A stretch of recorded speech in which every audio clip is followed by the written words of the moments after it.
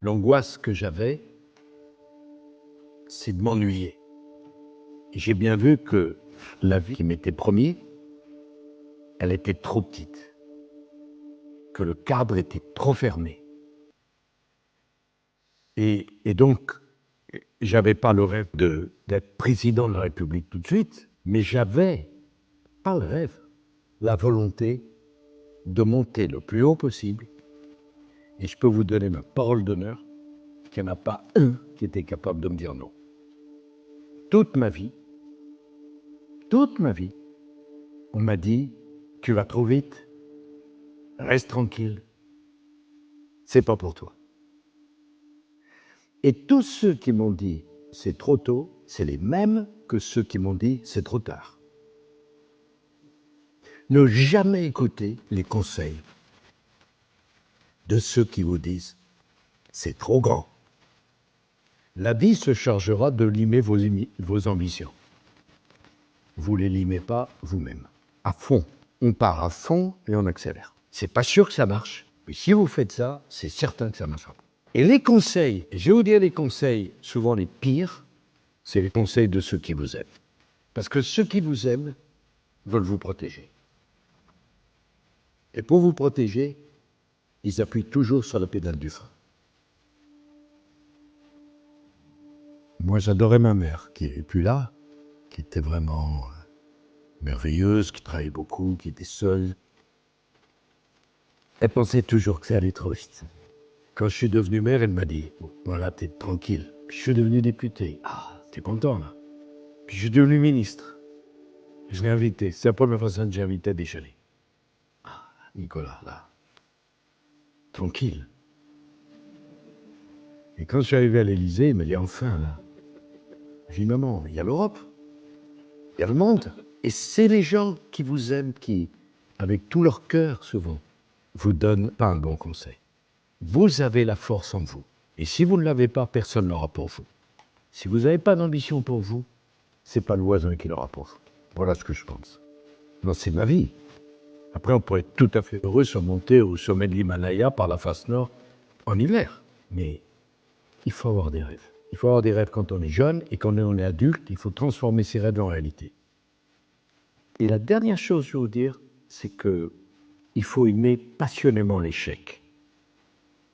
Parce que si vous n'aimez pas l'échec, vous ne connaîtrez jamais le succès.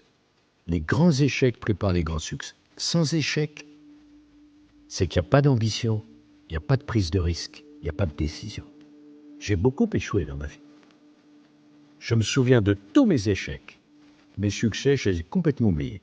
Mais c'est les échecs qui ont construit les succès. Et ça vaut pour un président de la République comme pour toute autre personne. Il ne faut pas craindre l'échec. Ce que vous devez craindre, c'est de ne pas jouer votre carte. C'est de ne pas y aller. C'est d'avoir des regrets. Si vous avez envie de quelque chose, vous y allez à fond. Ça marche pas, vous tombez, vous vous relevez. Mandela a dit quelque chose de fantastique. Je ne perds jamais. Soit je gagne, soit j'apprends. Il n'y a rien de plus juste. Et je vous souhaite d'apprendre jusqu'à la dernière seconde de votre vie. J'ai pris de tous les patrons avec qui j'ai travaillé. Je leur ai pris tout. Je suis une éponge. Je les regardais faire. En me disant, un jour, je serai à ta place, toi. Mais je n'avais pas un modèle avec une photo dans ma chambre. J'ai travaillé avec Chirac, je travaillais avec Juppé, je travaillais avec Séguin, je travaillais avec Giscard, je travaillais avec Mitterrand, je travaillais avec Balladur. De tous, j'ai pris. Et de tous, je me suis dit, je vais être mieux que toi. C'est pas de l'arrogance, mais il faut de la confiance. Faut pas regarder comme le cobra charmé par un charmeur de serpent. Faut apprendre. Et ça m'a beaucoup aidé. De tous, j'ai appris, y compris de ce que j'aime pas chez eux. J'ai appris de Chirac l'énergie. J'ai appris de Balladur les dossiers. J'ai appris de Giscard la précision. J'ai appris de Mitterrand la royauté.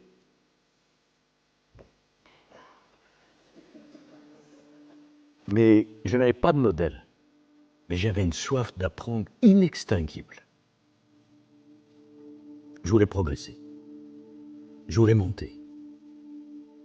Je voulais voir là-haut s'ils faisaient meilleur. Et quand j'ai été élu, c'est comme une enclume que j'avais en moi, que j'ai pu poser enfin sur la table. Je l'ai fait. C'est pourquoi on dit la jeunesse c'est le plus bel âge. Ça ne veut rien dire. D'abord, la vie n'est qu'une succession de renaissances. La vie n'est pas une succession de petites morts. C'est une succession de renaissances. On renaît. On renaît après un échec. On renaît après une trahison. On renaît après une maladie. On renaît après une déception. C'est jamais fini jusqu'à la dernière seconde. Et il faut la vivre à fond. Nos vies durent le temps d'un timbre-poste, mais on fait comme si on était éternel. C'est la seule façon de vivre. Tout le reste, c'est bullshit. Tout le reste, c'est rien. Aimer la vie. En profiter à fond. Jouer à fond ses cartes. Et ça, c'est pas décevant. Alors, vous aurez des épreuves,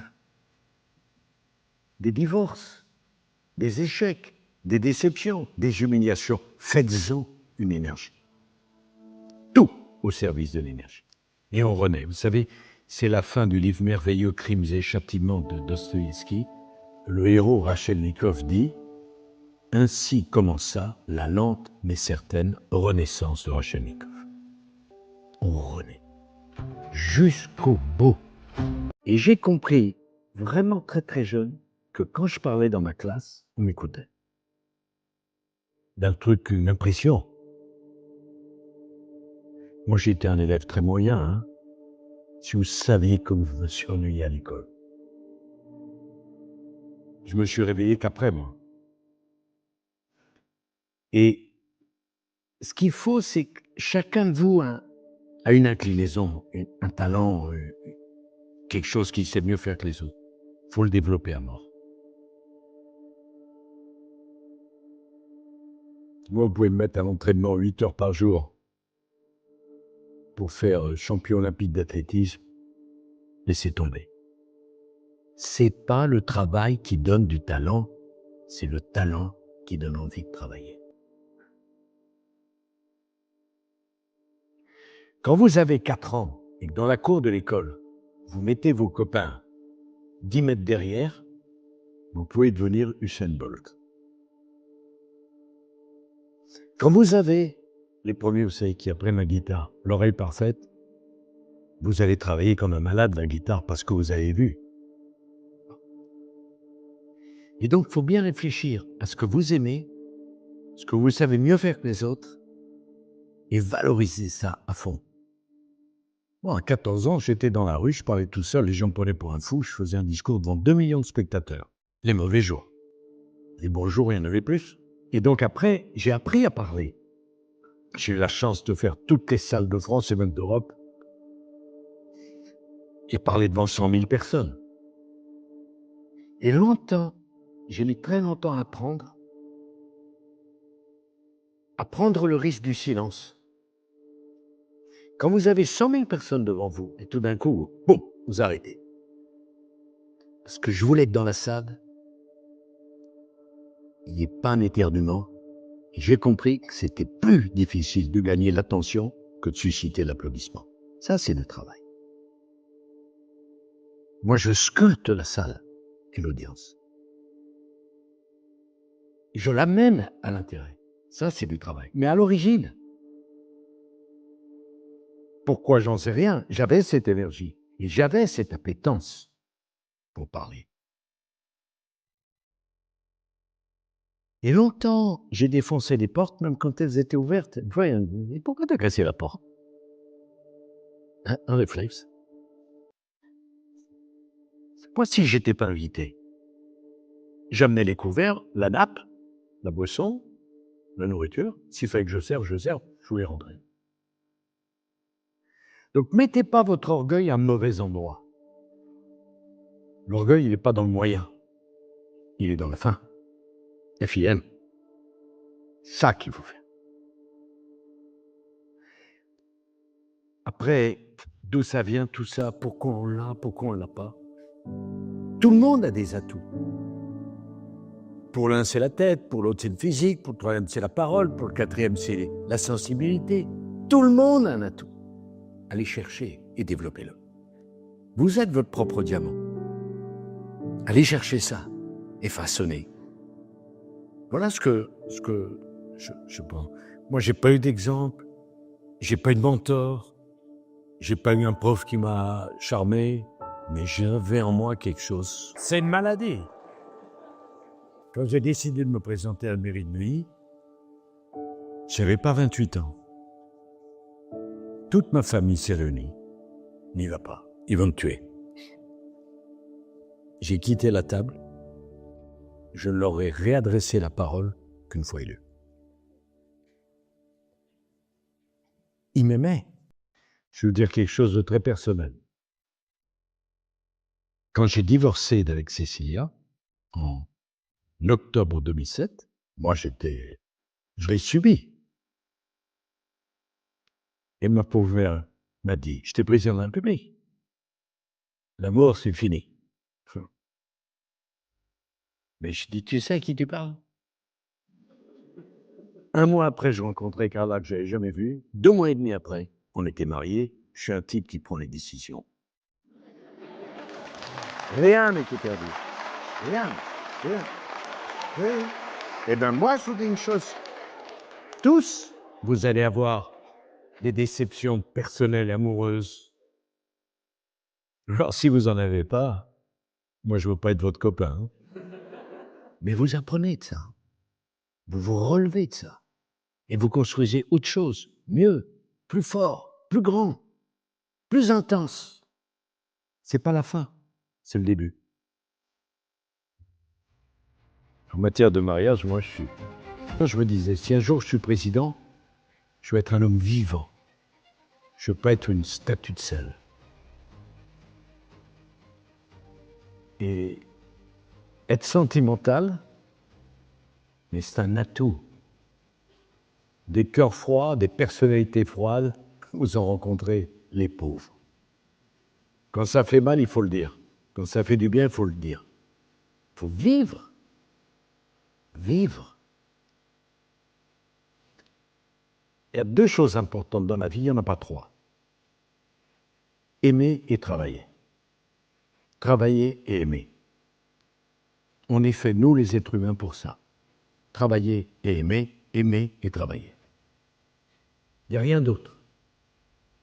Et il ne faut pas opposer l'un à l'autre. Parce que qu'est-ce qu'elle vaut, votre vie professionnelle, s'il n'y a pas d'amour, il n'y a pas de sentiment? Si vous n'aimez pas les gens avec qui vous bossez? Et qu'est-ce qui vaut votre amour si c'est 40 ans à se regarder dans le blanc des yeux, enfermé dans une chambre? Même avec des performances physiques importantes, on peut s'habituer. Aimer et travailler. Freud a dit quelque chose de très intelligent. Si tu n'as pas de problème pour travailler et si tu n'as pas de problème pour aimer, tu n'as pas besoin de psychanalyse. Je n'ai pas besoin de psychanalyse. Donc oui, il faut des sentiments. Vous n'avez pas 2 vies.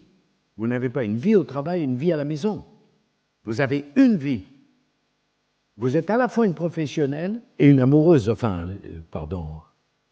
une mère de famille, ou une fiancée, ou un petit ami, ou ce que vous voulez. Les 2. Ah oui, vraiment. Non, les sentiments, c'est très important. Moi, on m'a beaucoup moqué pour ça. Hein. Quand j'ai dit, Carla, moi, c'est du sérieux, des trucs comme ça. Moi, je veux d'un truc. Je préfère qu'on me moque parce que Carla et moi, c'est du sérieux, que d'être piqué à la rue du Cirque. Les sentiments.